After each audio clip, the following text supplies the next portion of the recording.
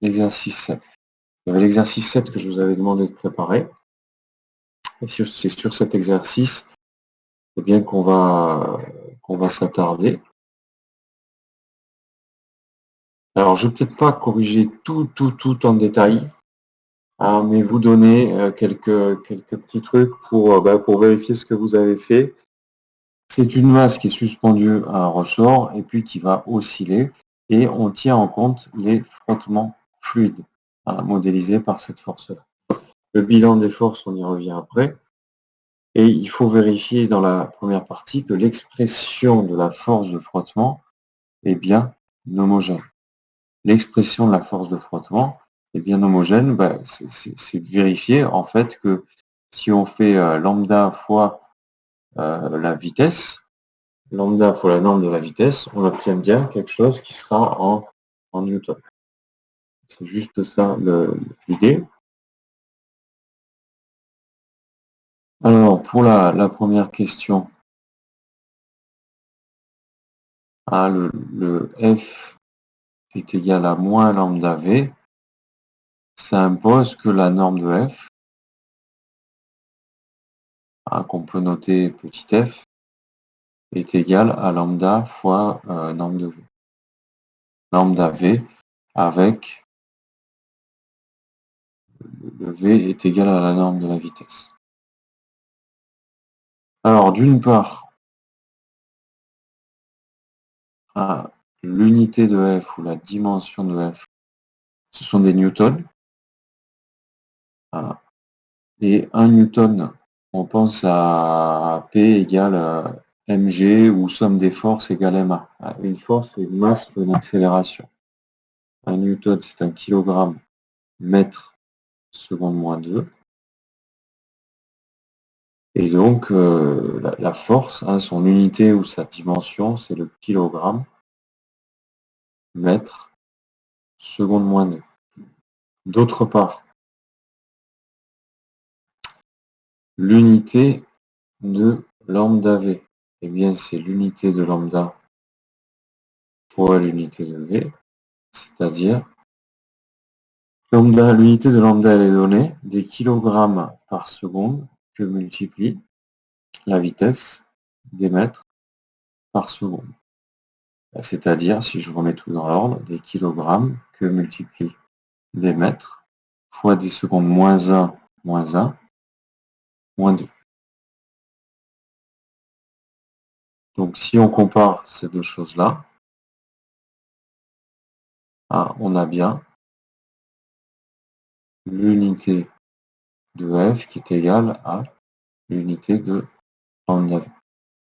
Ça c'est ce qu'il fallait, c'est la réponse à la question. C'est vérifier que la relation est homogène.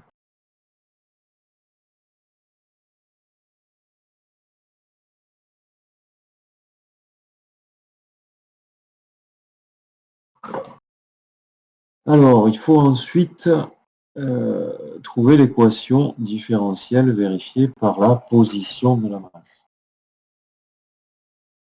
Alors, plusieurs possibilités.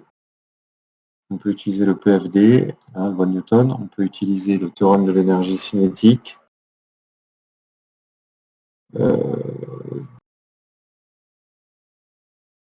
Allons-y avec le... Je vais le faire avec le théorème de l'énergie cinétique. Je vais le faire avec le théorème de l'énergie cinétique parce qu'avec le... dans le corrigé que je vais vous distribuer, c'est fait avec le PFD. Dans le corrigé distribué, le corrigé, du distribué, que je vais vous distribuer, c'est fait avec le PFD. Et ici, on peut le faire avec le théorème de l'énergie cinétique. On peut aussi utiliser le théorème de l'énergie cinétique.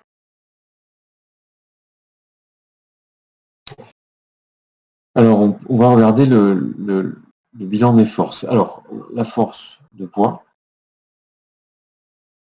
hein, ici, verticale vers le bas. On a le G qui est là. Hein. La force de poids, la force de rappel élastique. Alors, je vais juste insister sur la force de rappel élastique avec le schéma sous les yeux. La longueur du ressort, elle est là. Elle est entre ici et là. Donc, d'après le schéma, on a le L, la longueur du ressort, qui est égale à L0 plus Z. C'est pour exprimer le L moins L0 qui intervient dans les formules. Hein, le L moins L0, ben, en fait, ça correspond à la coordonnée Z. Voilà, donc on garde ça en tête. L moins L0 est égal à Z.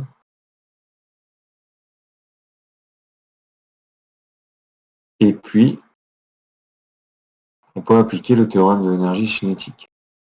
Alors, le théorème d'énergie cinétique, d'une part,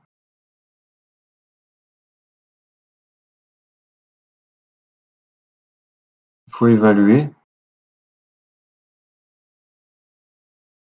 calculer DEC sur les T. Avec ici, l'énergie cinétique, c'est 1 demi de mv2 et la vitesse, c'est z point EZ. Je vérifie juste le sens. Je suis reparti trop haut. Oui, voilà, j'ai bien EZ qui est ici vers le bas. Il est là le Z.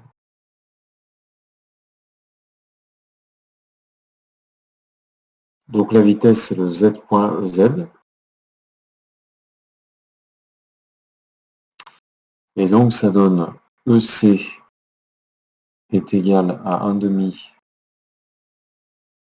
de mz point carré, ce qui donne le DEC sur dt est égal à, alors lorsque je vais dériver ça, je vais avoir 2 z point, et ça donne mz point, point.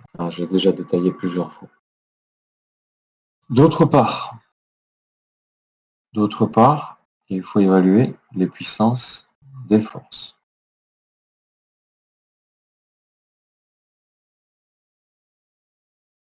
Les puissances de toutes les forces.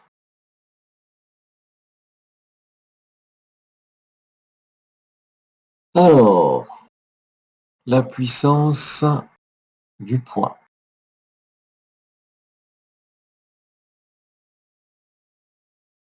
Puissance du poids. Le poids, c'est mgEZ,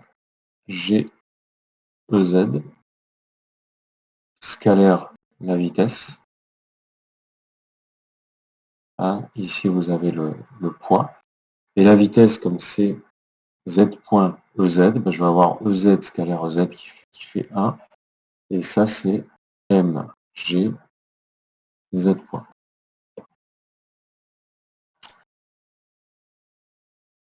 La force de rappel élastique. La force de rappel élastique, il faut évaluer sa puissance. Puissance de la force de rappel élastique. Alors la force de rappel élastique, c'est le moins K L moins L0 EZ avec un L moins L0 qui vaut Z. Moins K Z Z. Donc ça, c'est la force de rappel élastique scalaire V. J'utilise le fait que la puissance d'une force, c'est F scalaire V. V, c'est Z point EZ. Je vais avoir EZ scalaire EZ qui fait 1 et je vais avoir moins K Z Z point. La puissance de la force de rappel élastique. Pour la force de frottement. La force de frottement, puissance de la force petit f. Donc la force de frottement, on l'a écrit moins lambda V. Hein, c'est moins lambda Z point EZ, scalaire V. Ah, l'expression de la force de frottement, elle est là. Et donc, moins lambda Z point fois Z point EZ, Z point K. J'utilise ensuite le théorème de l'énergie cinétique. Ah, je vais écrire que la dérivée de l'énergie cinétique par rapport au temps, c'est égal à la somme des puissances des forces extérieures. C'est-à-dire la puissance du poids plus la puissance de la force grande F plus la puissance de la force petit f.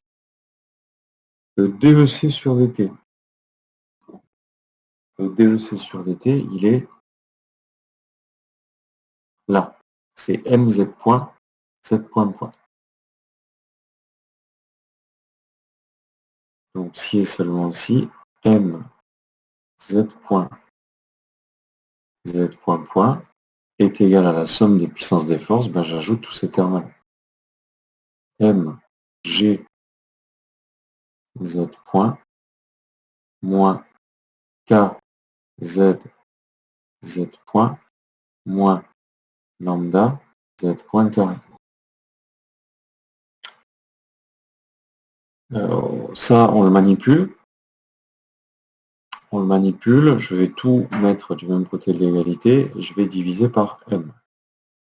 Donc je vais avoir un Z point facteur Z point point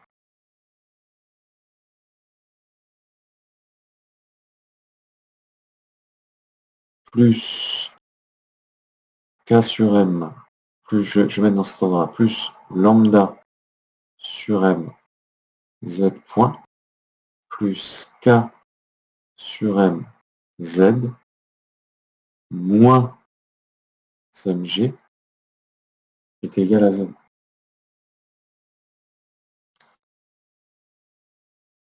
Moins G, pas moins mg, puisque j'ai divisé par M. Ça veut dire que soit Z point est égal à 0, quel que soit T. Ça, c'est la solution triviale, c'est la masse qui ne bouge pas. Soit l'autre facteur est égal à 0. Z point point plus lambda sur M Z point plus K sur M Z moins G est égal à 0.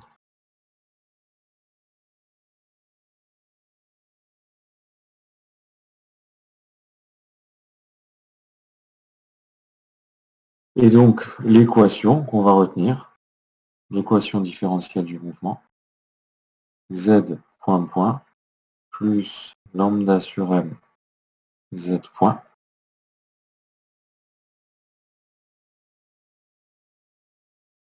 plus K sur M Z, je mets Z de T pour rappeler que ça dépend, c'est Z qui dépend du temps, est égal à la constante G. Voilà. L'équation différentielle du mouvement.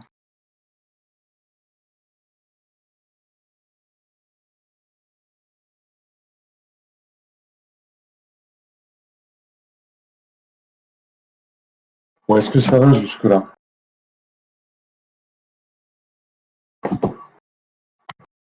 Oui. Ouais, ça va.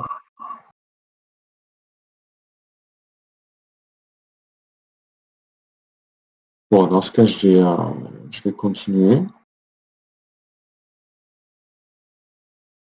Dans ce cas, je vais continuer. Alors, on demande si on néglige les frottements. Ah, si on néglige les frottements,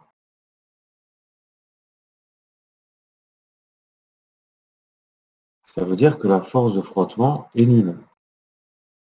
tout cas, elle est faible par rapport au reste. Pour qu'elle soit nulle, ça veut dire qu'on aurait un lambda, un coefficient de frottement égal à 0. Et ça veut dire qu'on aurait z point point plus k sur m z de t est égal à g. De la forme z point point plus oméga 0 carré z est égal à g. C'est un oscillateur harmonique. C'est un oscillateur harmonique avec une constante ici. Voilà. Donc on a quelque chose qui ressemble à l'oscillateur harmonique.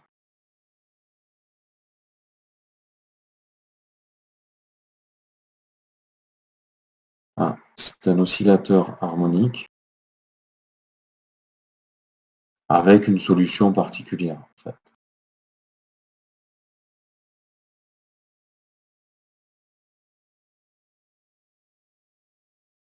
Ah, ça disparaît. Avec une solution particulière.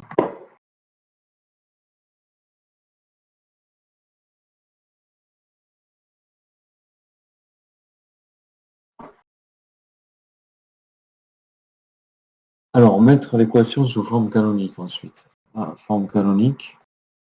3, on va dire que z point point plus oméga 0 sur q z point plus oméga 0 carré z de t est égal à g avec eh bien, le oméga 0 sur q qui est égal à lambda sur m, hein, c'est le coefficient devant le z point, et le k sur m qui est égal à oméga 0 carré. Il y a marqué donner les expressions et les valeurs numériques du facteur de qualité et de la pulsation propre. Ah. Pour la pulsation propre,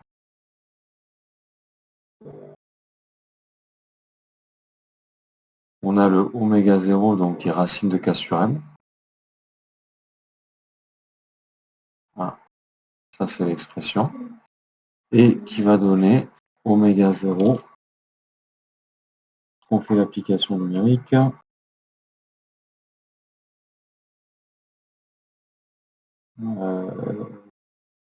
Faut que j'aille chercher la valeur. On a un oméga 0 qui vaut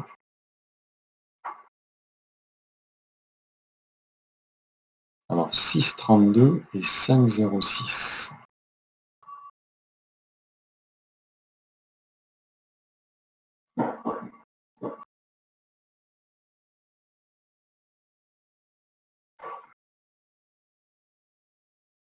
Avec normalement il y a 3 chiffres. Ouais, il y a 3 chiffres.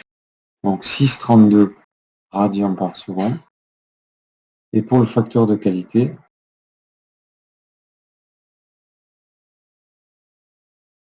alors l'expression c'est oméga 0 fois m sur lambda, ce qui donne Q. Hein, il faut une expression en fonction de l'énoncé, des grandeurs données dans l'énoncé, mk divisé par lambda. Donc l'expression et l'application numérique Q égale 5,06 et puis ça n'a pas d'unité.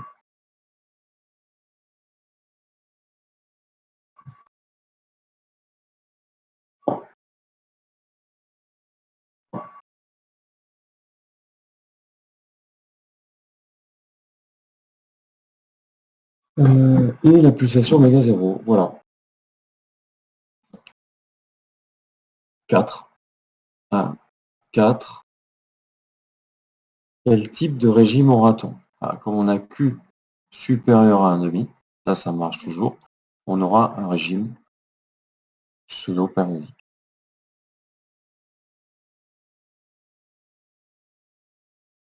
On aura un régime pseudo-périodique. Ça c'est l'allure de la courbe Z de t. Alors, bougez pas, je la récupère sur un autre document. L'allure de la courbe.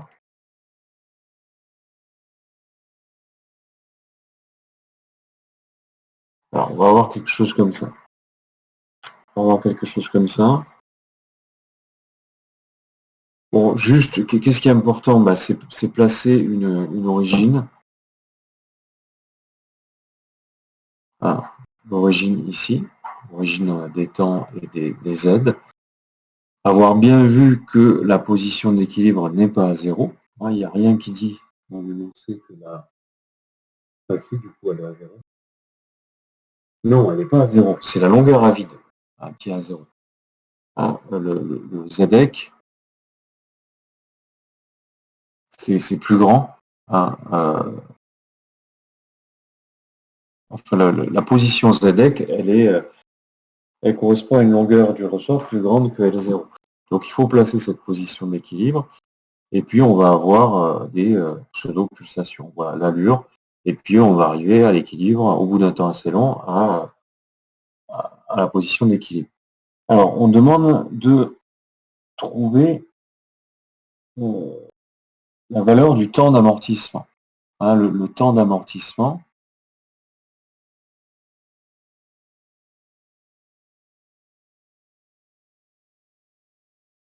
c'est le taux est égal à 2Q sur oméga 0. Mais ça, on va voir la question d'après.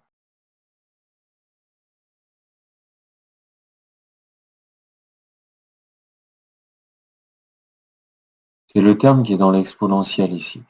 Ça, c'est l'exponentielle moins t sur tout.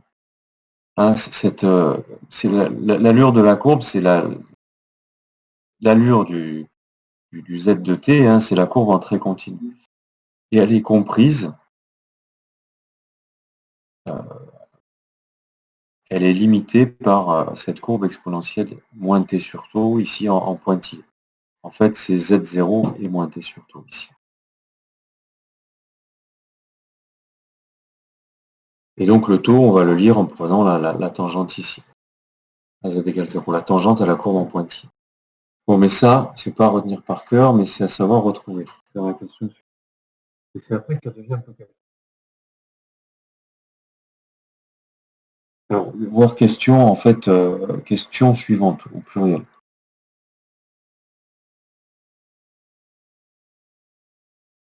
Alors, parmi.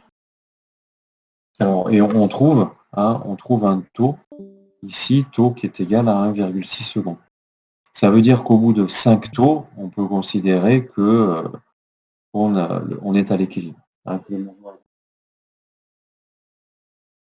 Alors, on donne deux portraits de phase dans la question 5. Deux portraits de phase, lequel décrit le mouvement, à votre avis? Je vous écoute. Numéro 1, numéro 2. C'est le numéro 2. C'est le numéro 2. Ici, vous êtes en régime pseudo-périodique. Et ici, c'est le régime apériodique. Vous voyez, on a une spirale ici qui est centrée, mais pas sur l'origine. L'origine, elle est là. On a une spirale qui est centrée sur l'équilibre. L'attracteur, ici, c'est la position d'équilibre. Même chose ici. L'origine étant ici. Et puis, on pourrait préciser la flèche, le sens de lecture. Le portrait de phase, il se lit toujours dans le sens horaire, le sens inverse du sens trigonométrique. Donc évidemment, c'est le schéma numéro 2. Et puis dans la 6, donc c'est la 6 qui devient calculatoire.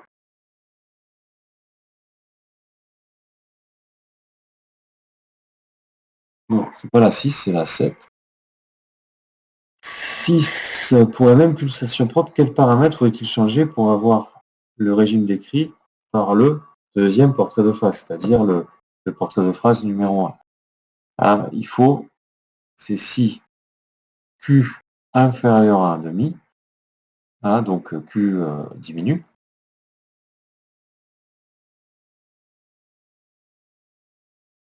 Il faut diminuer Q. On aura le portrait de phase numéro 1.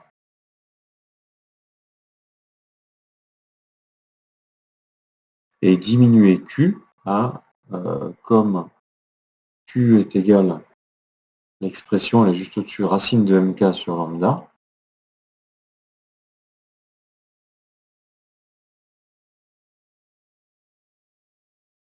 Eh bien, diminuer Q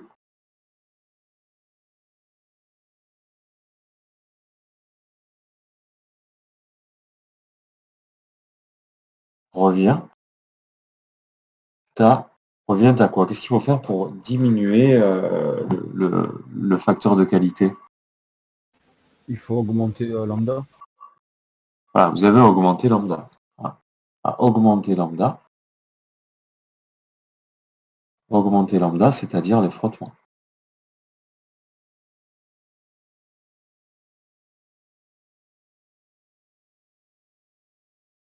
Alors, on ne touche pas à K ici. Hein. Ici, c'est dans l'énoncé, on a dit que oméga 0 était constante.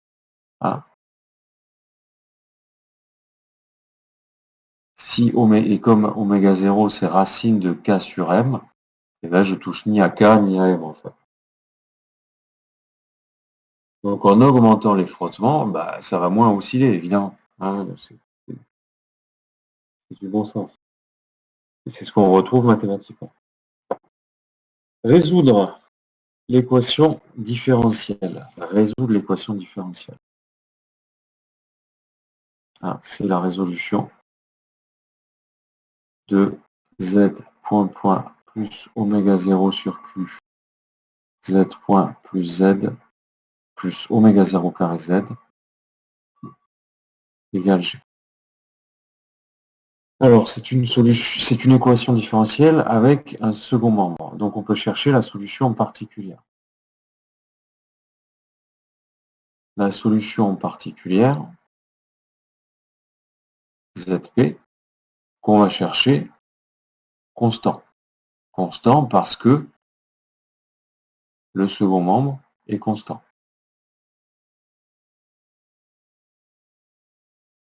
Alors, on va avoir ZP, Z particulière, point de point.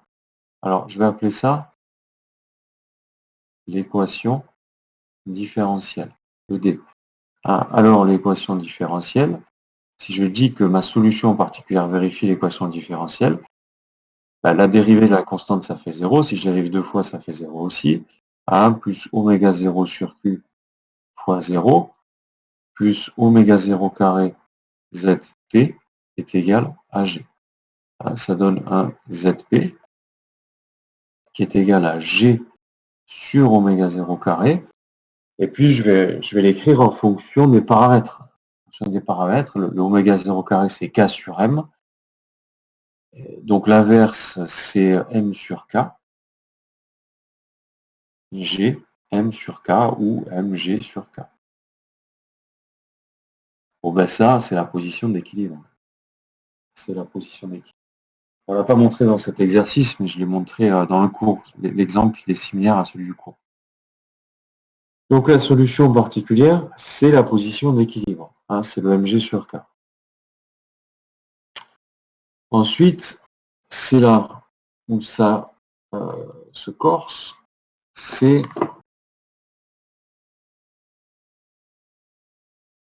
la solution générale de l'équation sans second membre.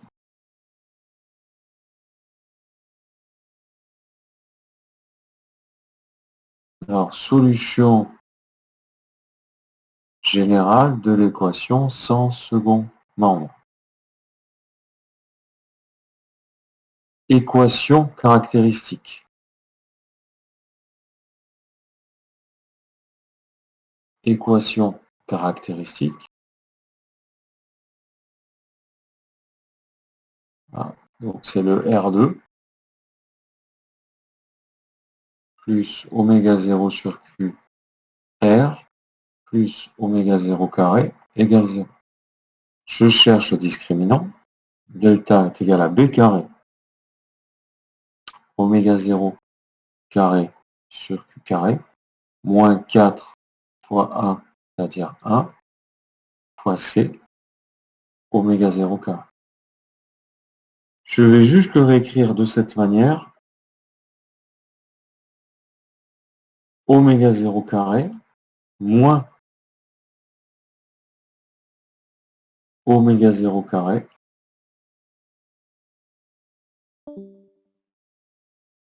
racine de 1 moins 1 sur 4 Q2. Parce qu'ici, il y a un 4 ici. Je vais factoriser par 4 oméga 0 carré. Ah, et on obtient ça. Alors j'ai mis le moins ici pour une bonne raison. Pour une bonne raison, c'est que ici, on a Q qui est de l'ordre de 5. Ça veut dire que, si vous faites le calcul, le 1 moins 1 sur 4Q2, il est positif, ce terme-là. Et ça veut dire que le delta, il est négatif. Je ne détaille pas toutes les étapes. C'est à vous de le faire si ce n'est pas fait. Ça veut dire qu'on a deux racines complexes.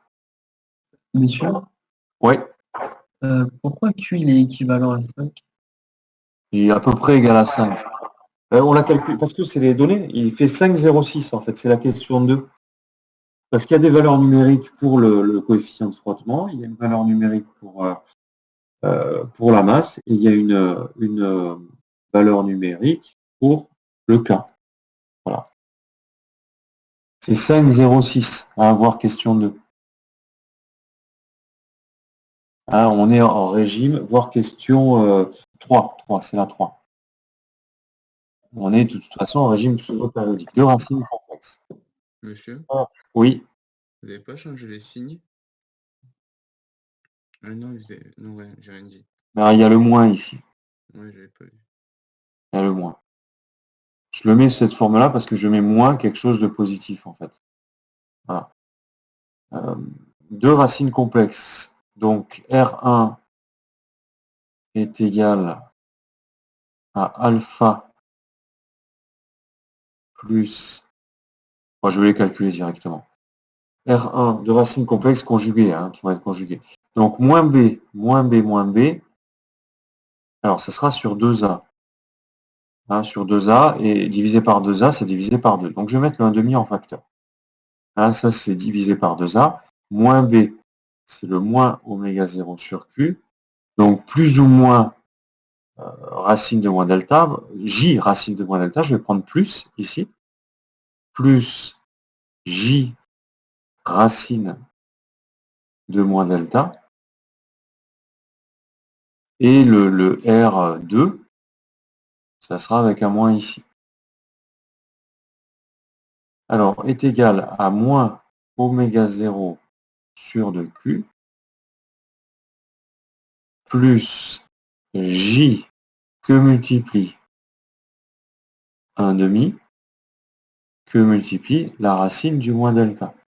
La racine, le moins delta, moins plus ici, de 4 oméga 0 carré, 1 moins 1 sur 4Q2.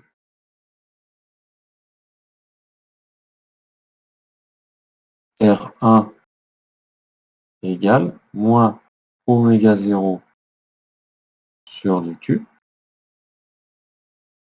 plus J 4 oméga 0 carré à la racine.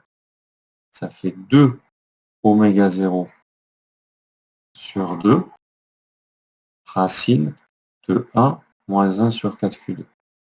Avec ce qui est sous la racine positif, parce qu'on a un grand facteur de qualité. 2, 2. C'est pour ça qu'ici je factorise avec le 4, parce que je sais que je dois prendre la racine de delta ou de moins delta d'ailleurs, ça dépend. Et donc ça me permet de faire sortir le 2 ici. Et je vais avoir un R1 donc qui est égal alors à moins oméga 0 sur 2Q plus J oméga 0, 1 moins 1 sur 4Q2. Et puis comme vous êtes bon en maths, vous savez que les deux racines complexes sont conjuguées, et qu'on aura donc R2. Donc conjugué, ça veut dire même partie réelle. Et pour la partie imaginaire, je prends l'opposé. Moins J oméga 0, 1, moins 1 sur 4Q2.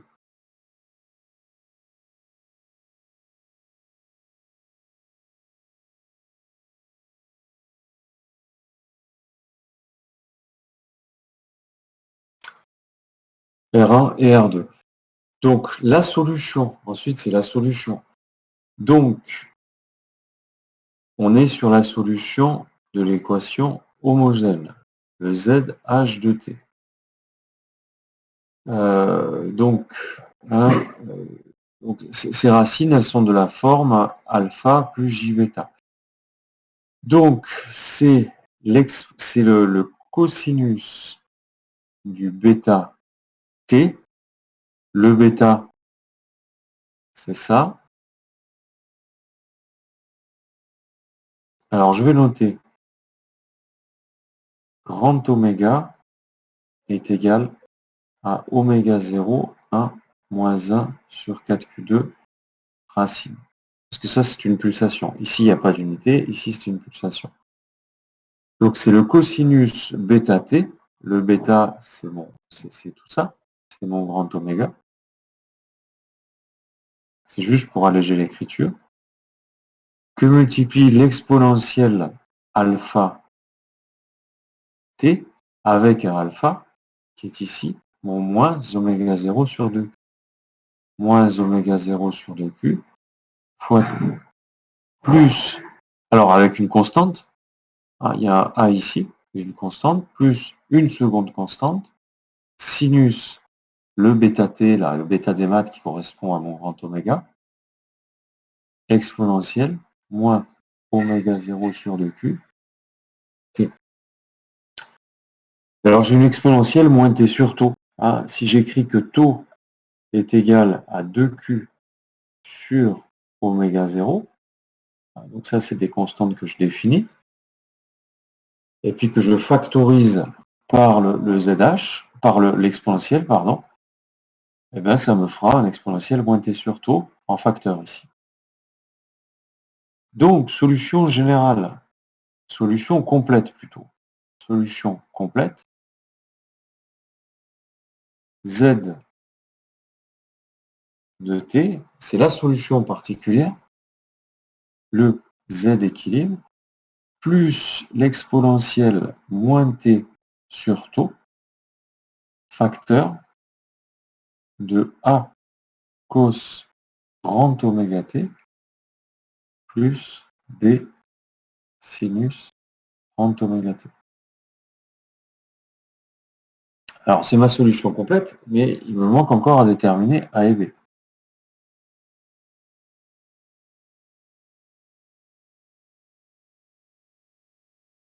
Il me manque encore à déterminer A et B. Alors, un commentaire sur cette expression mathématique. Alors, s'il n'y avait que ça ici, en fait, si on fait A cosinus oméga t plus B sinus oméga t, ça donne une fonction sinusoïdale. Fonction sinusoïdale.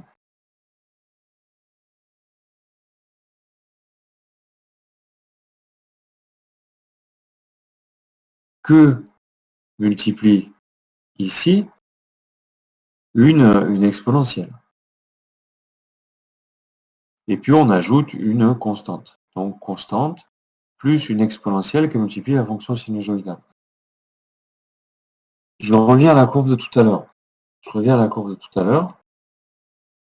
Lorsqu'on va multiplier cette fonction sinusoïdale, comme ça, la courbe c'est une sinusoïde, qu'on multiplie par une exponentielle moins t sur tau, ça fois ça, en quelque sorte, eh bien, on a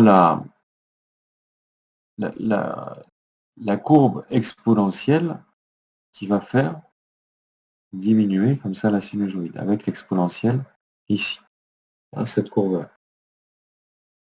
Et puis, quand on ajoute une constante, eh ben, on la décale vers le haut ou vers le bas, selon que la constante soit positive ou négative. C'est ce qu'on retrouve là. Constante Z équilibre, plus cette fonction sinusoïde, multiplié par l'exponentielle qui est là. Et graphiquement, hein, ça se traduit par ça. Par ça.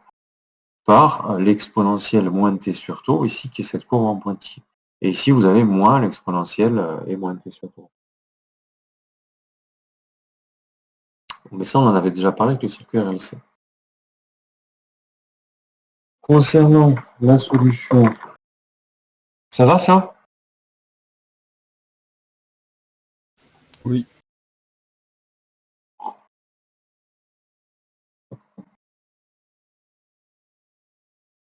Alors, solution complète, mais pas encore complète, puisqu'il faut déterminer A et B.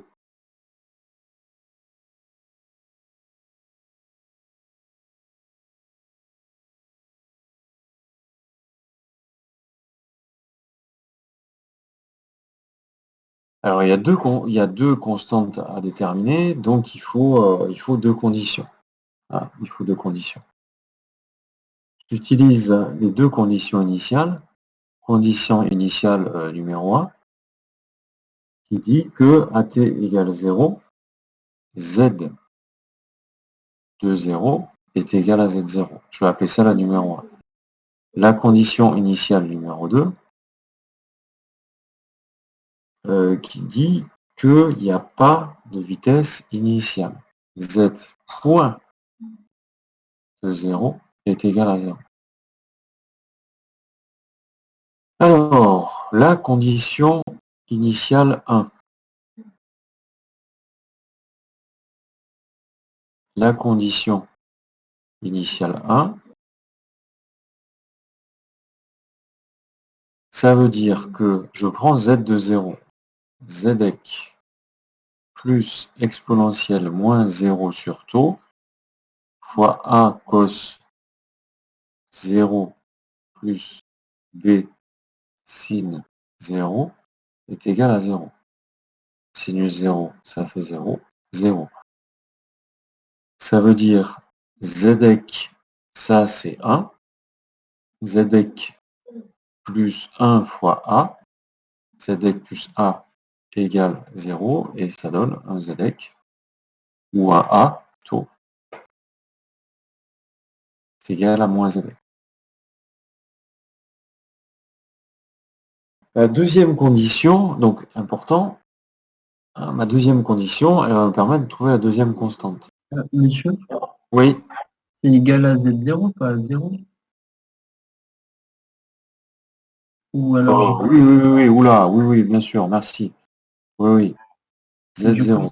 du coup, ça veut dire que c'est égal à Z0, enfin A est égal à Z0 moins ZD. Ouais, bien sûr. D'accord. Z0 moins Zec.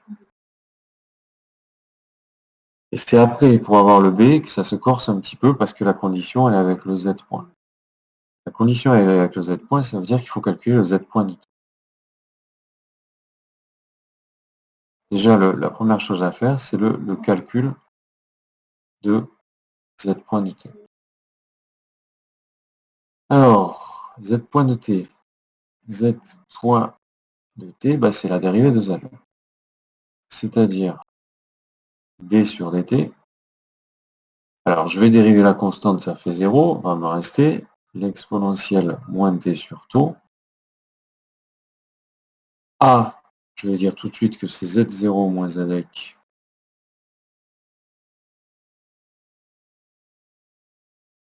cos grand oméga t plus B sinus grand oméga t. Là, et avec le bon nombre de parenthèses. Ça donne ça. Ah, c'est la dérivée de tout ça. C'est un produit de deux fonctions qui dépendent du temps.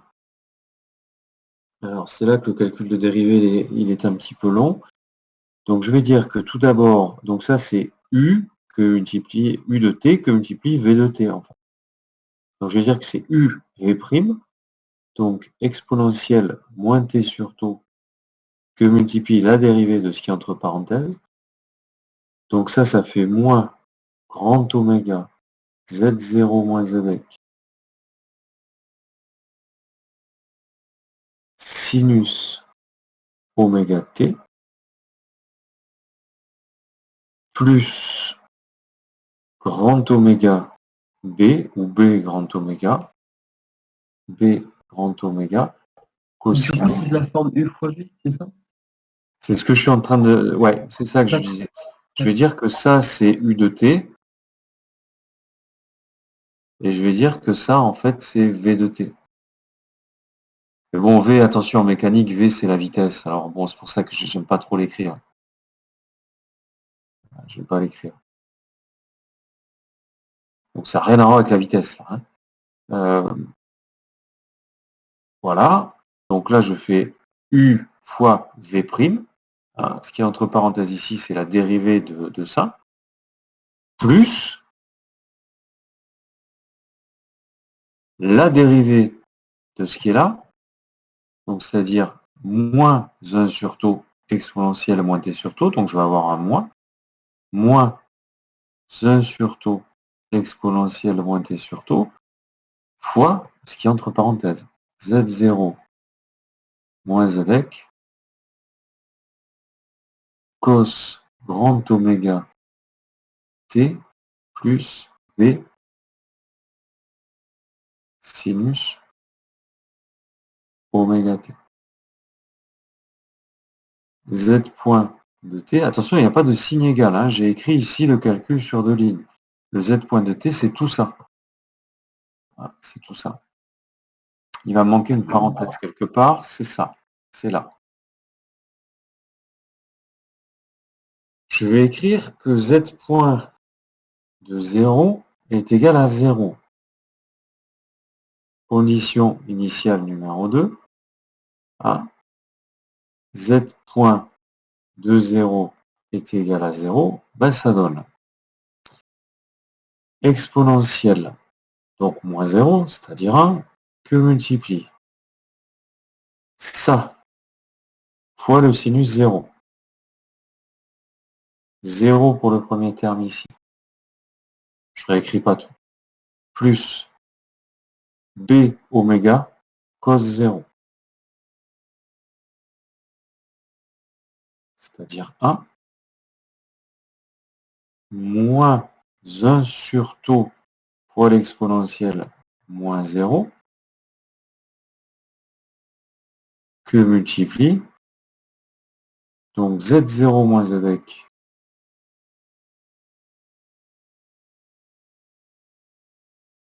cos 0 plus B sinus 0 égale 0. Bon, ben, il n'y a qu'une seule inconnue ici. Il n'y a qu'une seule inconnue, c'est B. C'est B. Si et seulement si B oméga, ah, ça c'est 1, B oméga, moins 1 sur taux Z0 moins Zec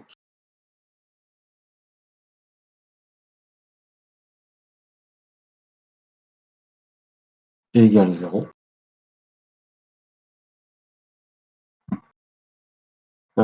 C'est-à-dire B est égal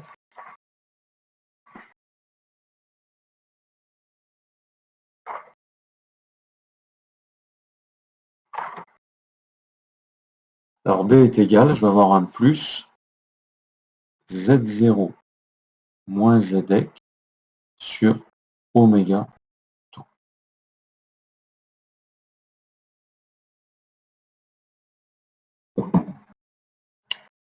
Alors l'oméga taux, ce ne sont pas des choses de l'énoncé, c'est des constantes que j'ai définies moi, donc je vais juste exprimer le oméga taux.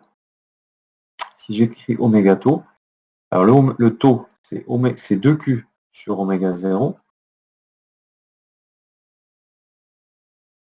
que multiplie le oméga, c'est oméga 0 facteur de 1 moins 1 sur 4 Q2.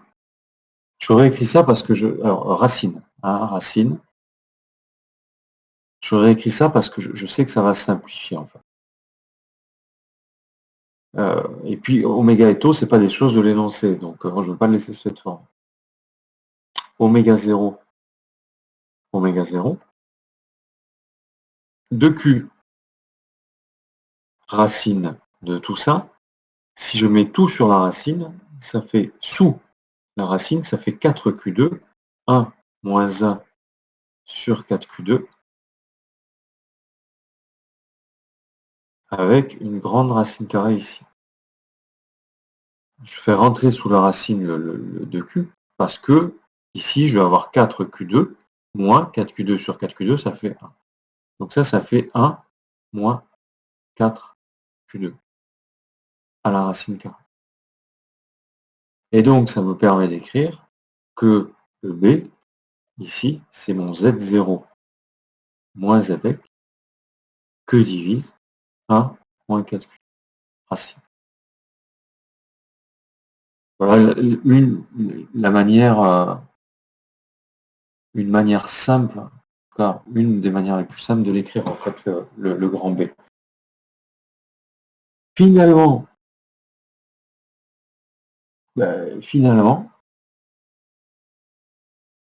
Monsieur, oui, il n'y a pas une erreur de signe. Enfin, c'est pas 4Q2 moins 1. oh, oui. Oui, sinon c'est négatif, 4Q2 moins 1, oui. Non. Ouais, merci. 4Q2 moins 1, ce que j'avais dit à l'oral, hein, 4Q2 moins 1. Ouais. Finalement, le Z de T, c'est ZX égale, donc la constante A, ZX plus, pardon, plus l'exponentielle moins T sur taux fois Z0 moins ZX cos oméga T plus, j'aurais pu factoriser par le Z0 moins ZX, Z0 moins ZX que divise 4Q2 moins 1 sinus grand oméga T. Et pour répondre à la question, je vais rajouter, je vais rappeler dans ma réponse les expressions qui ne sont pas définies dans l'énoncé. Dans l'énoncé, par exemple, le ZX, il n'est pas défini. Donc je rappelle que c'est le mg sur K. Avec, si vous voulez,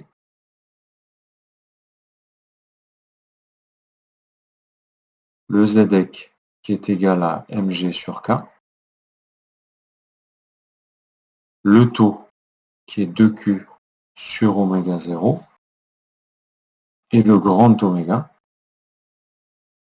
qui est oméga 0 facteur de 1 moins 1 sur 4Q2 à la puissance 1/2, où on met la racine carrée.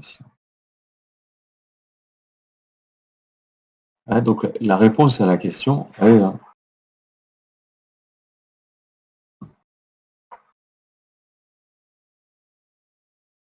Résoudre l'équation différentielle, c'est ça. Il y en a beaucoup parmi vous qui sont arrivés à la résoudre. Non.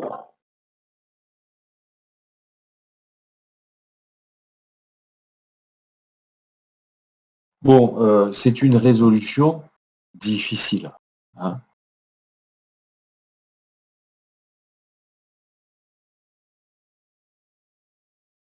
Difficile, car calculatoire.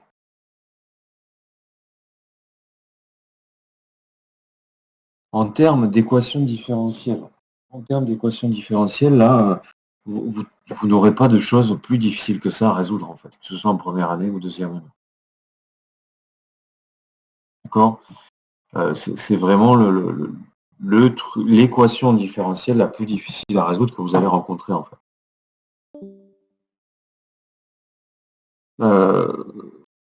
Est-ce que vous avez des questions là-dessus? Non, ça va. C'est bien de l'avoir fait une fois. Donc reprenez-le quand même à un moment donné.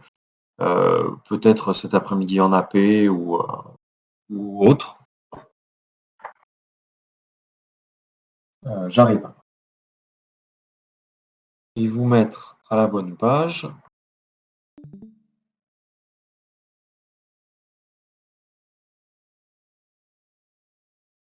Voilà, donc on va appeler ça, je vous laisse quelques secondes, le temps que vous y soyez.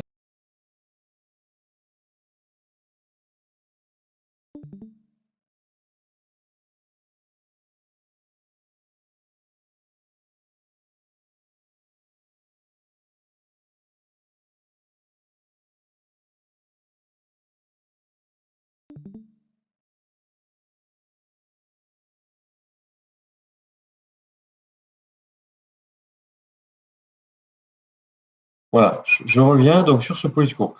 Donc l'expérience que je vous ai montrée là avec le ressort et l'animation, ça s'appelle des oscillations forcées. Ça s'appelle des oscillations forcées.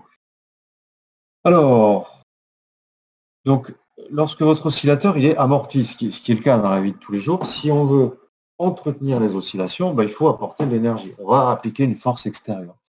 Une force extérieure qui dépend du temps. Ici, l'extrémité du ressort, il y a une extrémité basse avec la masse, une extrémité haute, en fait, qu'on met en mouvement, en exerçant une force extérieure. Cette excitation, on peut la prendre sinusoïdale. On va la prendre sinusoïdale parce que ça nous arrange pour résoudre l'équation différentielle, en fait. Et puis que si on sait le faire pour une sinusoïde, on sait le faire pour n'importe quelle fonction, en fait. Parce que, théorème de Fourier, toute fonction périodique peut être développée en une somme infinie ou finie de sinusoïdes. Et c'est même valable pour des fonctions qui ne sont pas périodiques, en fait. Il y a le théorème de Fourier généralisé qui vous dit que n'importe quelle fonction, alors il faut qu'elle ait des conditions de dérivabilité, qui ne nous intéressent pas trop ici, enfin qui seront vérifiées dans ce qu'on fait en physique, n'importe quelle fonction peut être développée en une somme en fait de fonctions sinusoïdales. C'est pour ça qu'on s'intéresse à l'excitation sinusoïdale. Alors, dans ce cas-là, en fait, l'équation différentielle, alors si le x, c'est le paramètre de l'oscillateur, on a toujours x point plus oméga 0 sur q x fois, plus oméga 0 carré x de t, mais qui est plus égal à 0 ou à une constante, mais qui est égal à une certaine fonction sinusoïdale, cos oméga t. Et oméga, c'est la fréquence de l'excitation. Oméga différent de oméga 0. Je l'ai marqué là-haut. Oméga, c'est la fréquence de l'excitation. Et bien, on se retrouve à résoudre ça.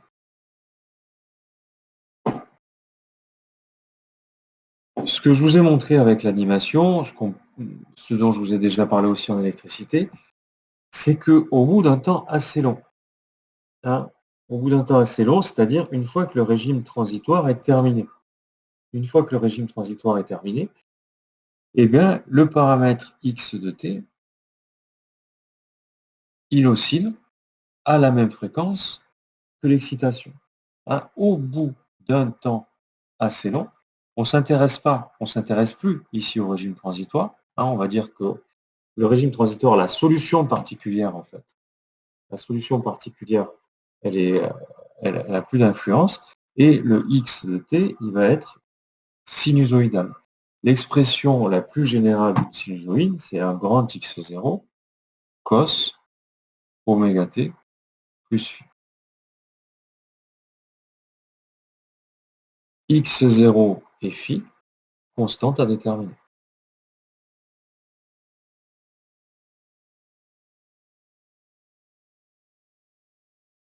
Donc à partir du moment où on a une excitation sinusoïdale, on va chercher la solution sous cette forme-là.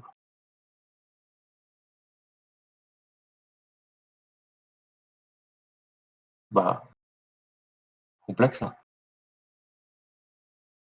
Complexe.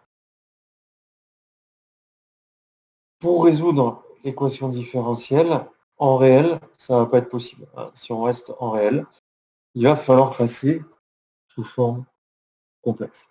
Voilà. Il va falloir passer sous forme complexe.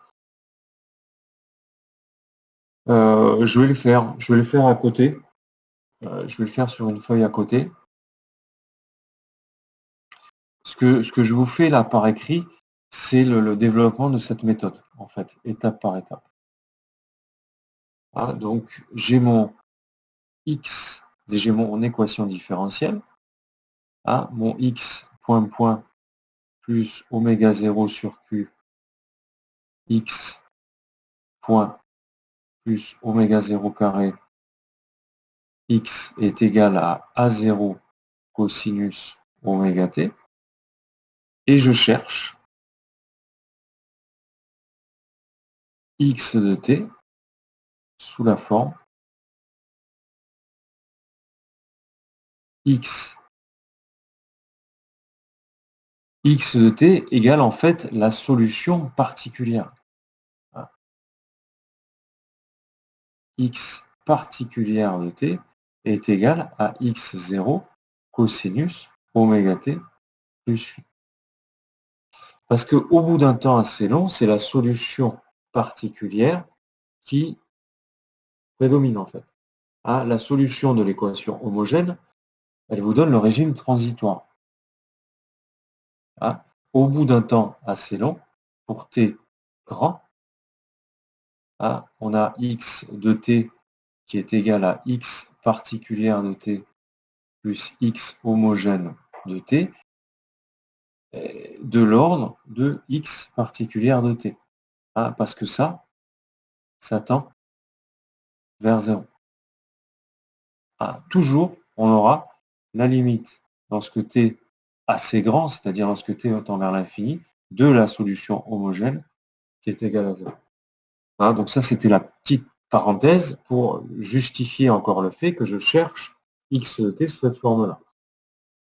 Alors, eh ben, il faudrait que je calcule x point et x point, que je mette tout dans l'équation différentielle, mais ça va être problématique. Ça va être problématique parce que la dérivée d'un cosinus, ben, c'est un sinus, et que je vais me retrouver avec des formules des cosinus et des sinus. Passage en complexe. Si l'équation différentielle est variable en réel, c'est qu'elle est variable en complexe. Je vais poser x complexe de t. Tout ce qui est en cosinus, je le remplace en exponentielle j oméga t. C'est ça le passage au complexe. Ah. Donc x, je vais dire que c'est de la forme. Ah, retenez peut-être que le passage en complexe, c'est ce que j'ai marqué sur la méthode là.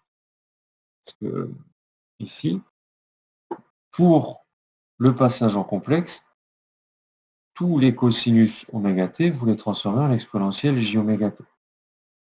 Et s'il y a un sinus qui traîne, le sinus, il faut ajouter plus ou moins pi sur 2 pour le transformer en cosinus.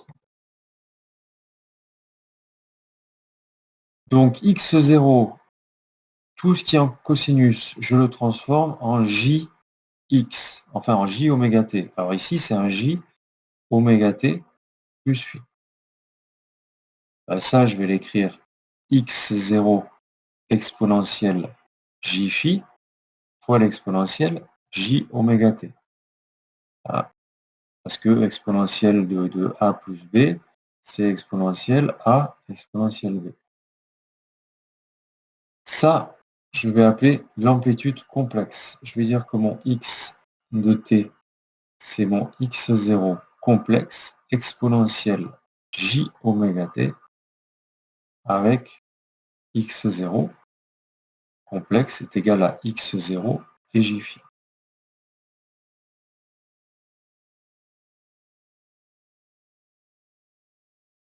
Et ce qui est important, pareil, ce que j'ai écrit dans la méthode, ce qui est important, c'est que, alors, j'ai la solution, hein, j'ai résolu l'équation différentielle lorsque j'ai déterminé x0 et phi. Le but, c'est d'avoir ça. C'est ça le but. Et en utilisant cette notation complexe, le x0, voilà, en utilisant cette notation complexe, eh bien le x0, eh bien c'est le module de x0, hein, module de x0, et puis mon phi, c'est l'argument de mon x0 complexe.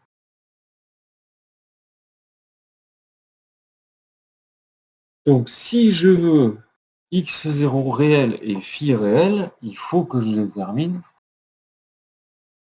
le x0 complexe. Le but, c'est d'avoir le x0 complexe. Si j'ai trouvé mon x0 complexe, ben je peux en déduire celui-ci, et je peux en déduire la solution, le problème est résolu. Alors, je reporte, je vais dire que mon équation différentielle sous forme complexe. Je réécris ensuite, donc je suis ici, hein, là je suis à la première étape. Je mets l'excitation, alors je passe en mode complexe, je mets l'excitation sous forme complexe, et je cherche la solution sous forme d'une solution particulière. J'écris en bleu, sur la feuille d'à côté, c'est ça. Et puis ça, c'est ce que je vous écris aussi. La solution réelle, c'est donné par x de t est égal à x0 cos oméga t plus phi avec ça et ça. Hein, tout ça, c'est ce que c'est écrit sur le cours, dans la méthode du cours.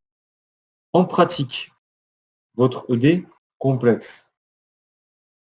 En pratique, votre équation différentielle complexe, eh bien, ça va être x complexe point point plus oméga sur q complexe plus oméga sur q x point complexe plus oméga 0 carré x de t complexe est égal à l'excitation complexe A0 exponentielle j oméga t. Tout ce qui est en cos, je le transforme en exponentielle j. Je me rappelle que dx complexe sur dt x complexe, il est là. Si je dérive, bah, ça fait j oméga fois tout ça. C'est j oméga x complexe. Et du coup, là, ça c'est le x point. D2 x complexe sur dx2. Bah, c'est j oméga. Si vous voulez, c'est la dérivée sur dt. C'est d sur dt, c'est la dérivée de la dérivée. Donc c'est la dérivée de j oméga x. C'est donc j oméga dx sur dt. Et dx sur dt, c'est j oméga x. Donc ça fait j oméga carré dx x. Et donc moins oméga 2 x. Bon, il faut se rappeler que dériver une fois, on l'avait vu en électricité, dériver la solution complexe une fois, c'est multiplié par j oméga. Dériver deux fois, c'est multiplié par moins oméga 2. L'équation différentielle. L'équation différentielle, je remplace x point dans leurs expressions. X point point, c'est moins oméga 2 x.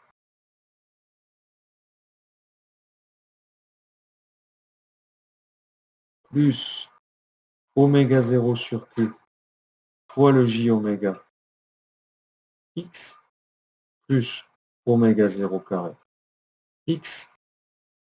Donc vous voyez, j'ai le x en facteur partout. Donc je vais faire ça. Est égal à A0 exponentielle j oméga t. Et là, je reprends, j'utilise le fait que x, c'est x0 exponentielle j oméga t. Ça dit que moins oméga 2 plus oméga 0 sur q j oméga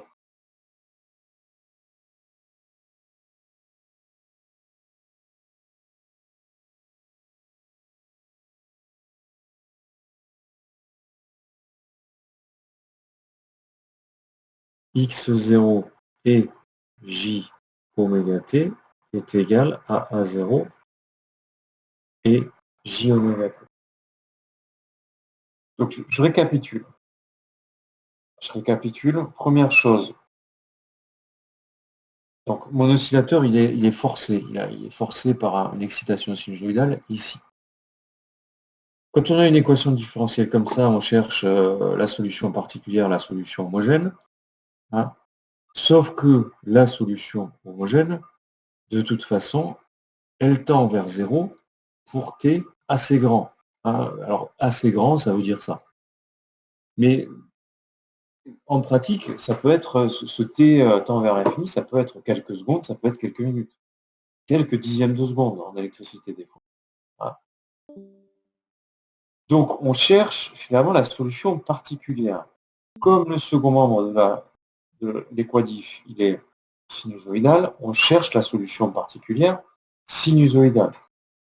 C'est ça, la solution particulière sinusoïdale, c'est la forme la plus générale. On cherche x0, on cherche q. Je passe en complexe, parce que sinon je ne peux pas résoudre. Je ne peux pas résoudre.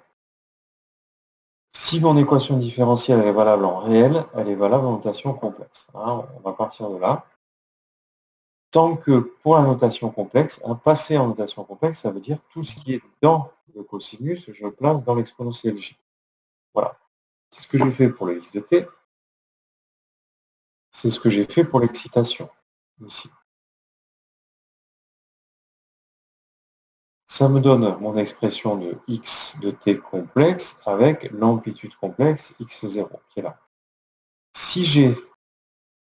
Et cette amplitude complexe, x0, elle s'exprime avec les deux constantes que je vais déterminer. Bah, x0, c'est le module de ça, d'après cette expression-là, et phi, c'est l'argument. Donc si j'ai calculé mon x0 complexe, c'est gagné.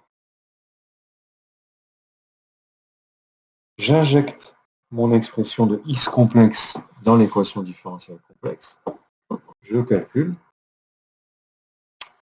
Et puis, je vais avoir ici une simplification.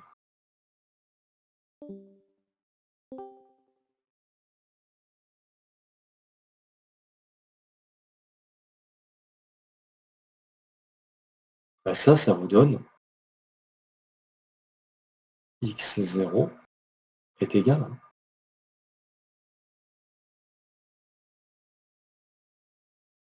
Une fois, on a, donc il faut faire A0 que divise tout ça, mais tout ça c'est un nombre complexe. Hein. Donc c'est bien quelque chose qui appartient au complexe, hein, appartient à l'ensemble des complexes. Et ce x0, une fois, ensuite il faut calculer x0 est égal au module de x0, le phi qui est égal à l'argument de mon x0, et là j'ai ma solution, égale, et finalement x de t est égal, avec x0 cos oméga t plus phi.